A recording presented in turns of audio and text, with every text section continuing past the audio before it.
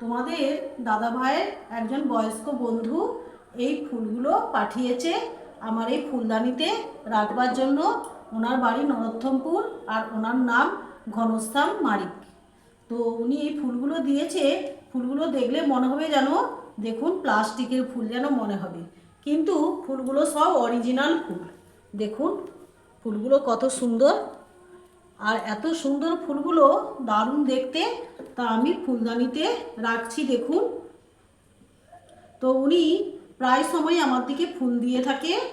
তো উনি অনেক রকমের অনেক কিছু ফুল এনেছে, আমার দিকে দিয়েছে। কালকে আমি একটা ভিডিও বানাবো, বানিয়ে তোমাদের সাথে আমি শেয়ার করব যে উনি আমাদেরকে আর কি দিয়েছে। দেখুন আমি ফুলদানিতে রাখছি। কেমন লাগছে তোমরা বলবে। ফুলগুলো দেখুন কত সুন্দর।